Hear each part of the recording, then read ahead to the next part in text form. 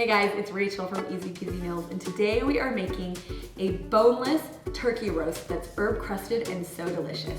I picked it up from Walmart, and I'm really excited to share this with you because Ibotta and Walmart have partnered with Feeding America to provide Americans with free Thanksgiving meals this year. Use the Ibotta app plus the web extension if doing online grocery pickup, and you can receive 100% cash back on all the products you need for a Thanksgiving meal for a family of 5.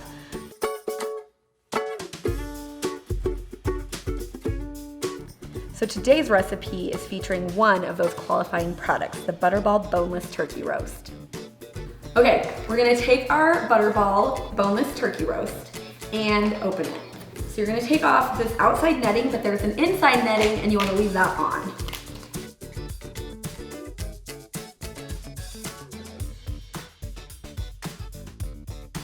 The first thing you want to do is lift the netting so it's not sticking into the meat. That will make it easier to remove it when you're done cooking. You can defrost this in your fridge for 2 to 3 days before. Then you're going to pat it dry. You just want to get any excess liquid off. Okay, we're going to set this aside for a minute and we're going to mix up our herb rub. So we're gonna start with salt. When you dry brine turkey, the salt is gonna pull the moisture out and basically make a wet brine out of the turkey's own moisture. So we're going to do a couple tablespoons of salt. And then we're going to add all of our flavor builders. We're going to have a 1/4 teaspoon of paprika. Then we're going to add a little pinch of celery seed,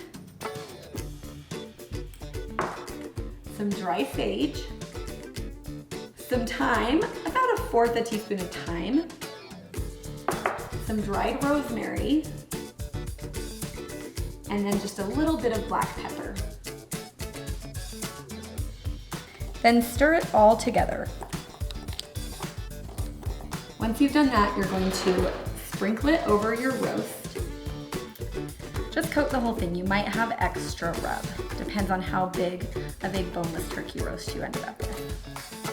Once you've finished dry brining it, you're going to place it in your baking dish. Then you're going to simply cover it with foil and pop it in your fridge for a couple of hours to allow that brine to do its magic. It's gonna make it so juicy and flavorful and tender. You will love it. While our turkey is dry brining, we're gonna make an herb butter compound that we're gonna slather on it before we roast it, and it is gonna make it so good. So we're gonna take some sprigs of fresh thyme and just gently pop all those little leaves off of there. Then we're going to add rosemary. You're gonna do the same thing. You're gonna remove the leaves, but then we're gonna chop them up so that they're a little finer because you don't want like a big bite of rosemary.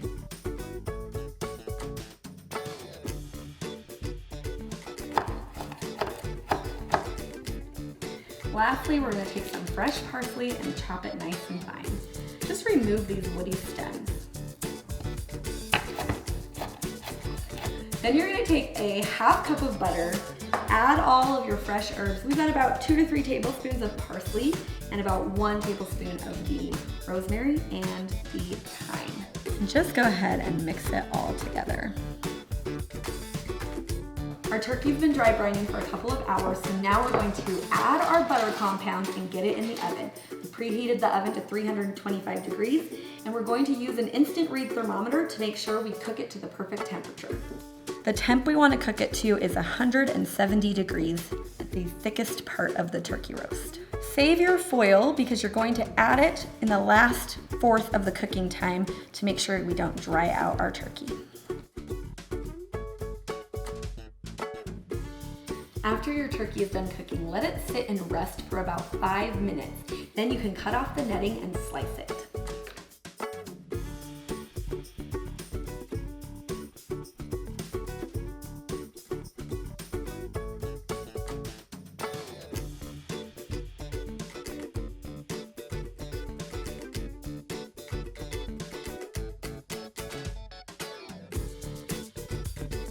Okay, our herb crusted roasted turkey is done, and we've got all the sides ready to go.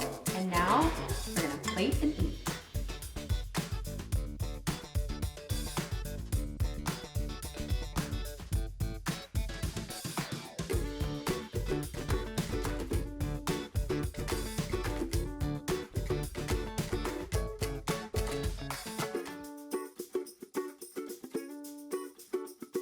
It looks great, it smells great, and now we have the real test, the taste test.